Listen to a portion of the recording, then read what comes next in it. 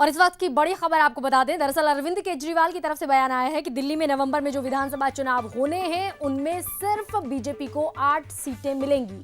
ये केजरीवाल ने कहा है और केजरीवाल कह रहे हैं कि ये दावा हम खुद नहीं कर रहे हैं, बल्कि खुद बीजेपी के सर्वे में ये तमाम चीजें साफ हुई हैं। कांग्रेस और आप के बीच मुकाबला होना है, यानी कि केजरीवाल ये मानकर चल रहे हैं। हालांकि इसके लिए उन्होंने आधार बताया है बीजेपी के ही सर्वे को, लेकिन केजरीवाल का दावा यह है कि बीजेपी इस बार आगामी विधानसभा चुनाव में मुकाबले में कहीं है ही नहीं, और इसका आधार वो बीजेपी के ही सर्वे को बता रहे हैं। अब बीजेपी इससे इत्तेफाक रखती है नहीं रखती, ये सामने आना बाकी है, लेकिन हम सुनाते हैं आपको कि बीजेपी नेता विजय जॉली ने केजरीवाल के इस बयान पर कहा क्या है।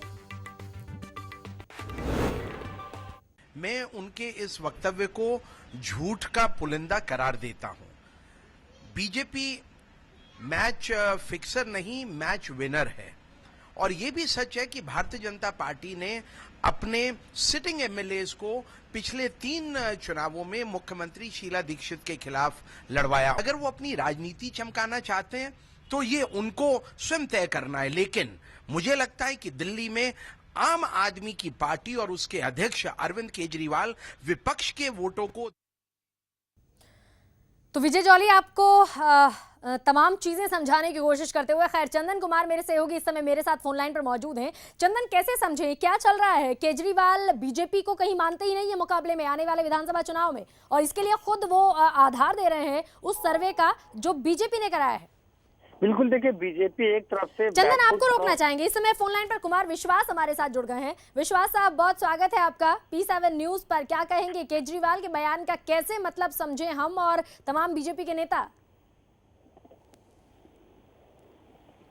कुमार, अगर सुन पा रहे हैं आप आवाज मेरी, तो ये बीजेपी का आखिर सर्वे कौन सा है जिसे खुद बीजेपी नेता नहीं जान रहे हैं? क्योंकि विजय जॉली इसे सिरे से खारिज कर रहे हैं, कह रहे हैं झूठ है, झूठ का पुलिंदा है।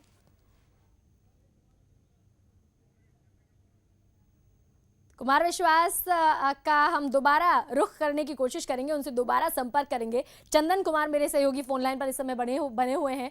चंदन, जो कुमार विश्वास नहीं कह पाए, उनसे बातचीत हमारी नहीं हो पाई, लेकिन जो केजरीवाल ने कहा है उसका मतलब कैसे निकाला जाए?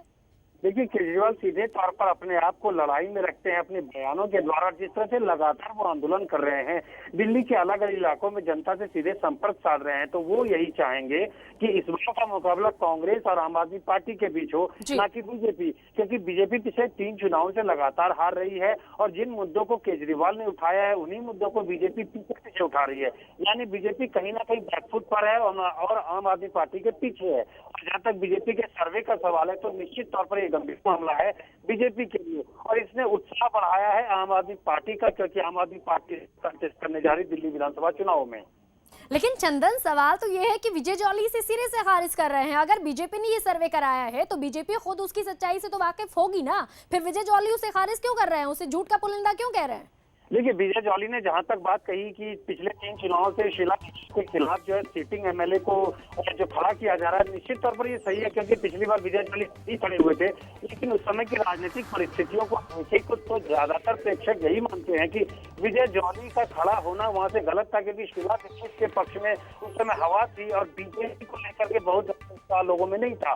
तो कहीं ना कहीं बीजेपी ने कुर्बानी दी, क्योंकि विजय जॉली अगर अपनी सीट से लड़ते तो जीतते। यहाँ पर बीजेपी को नुकसान उठाना पड़ा, क्योंकि शीला दीक्षित के खिलाफ विजय जॉली उस समय एक सशक्त उम्मीदवार नहीं थे। तो विजय जॉली अपनी जगह पे बहुत सही हो, लेकिन सही ये भी है कि बीजेपी ने इन चुनावों को, जो लगातार 3 चुनाव हुए हैं दिल्ली में, सही तरीके से नहीं लिया, जिसकी वजह से उसकी हार हुई है। और विजय जॉली अब बयानबाजी करके उसको ढकने की कोशिश कर रहे हैं। रहिए चंदन आप हमारे साथ। तो जिस तरह से चंदन का कहना यही है कि सत्ता पक्ष मजबूत रहा हो, ऐसा नहीं है। सत्ता पक्ष की कामयाबी सत्ता में आना रहा हो, ऐसा बिल्कुल नहीं है। ये विपक्ष की नाकामयाबी है कि विपक्ष तमाम चीजों को सही तरीके से नहीं उठा पाया, और इसीलिए बीजेपी को हार का सामना करना पड़ा। लेकिन अक्सर दिल्ली की गद्दी पर, दिल्ली विधानसभा चुनाव में अक्सर बीजेपी और कांग्रेस आमने सामने हुआ करते हैं, लेकिन इस मर्तबा आम आदमी पार्टी के आने से त्रिकोणीय मुकाबला है। लेकिन अरविंद केजरीवाल का जो ताजा बयान आया है उसमें केजरीवाल बीजेपी को कहीं मानते ही नहीं मुकाबले में, और वो सिरे से खारिज कर रहे हैं बीजेपी को आने वाले विधानसभा चुनावों में, और ये कह रहे हैं कि विधानसभा की सिर्फ 8 सीटें बीजेपी को मिलने जा रही हैं, और इसके लिए आधार दिया जा रहा है बीजेपी के ही कराए गए सर्वे का।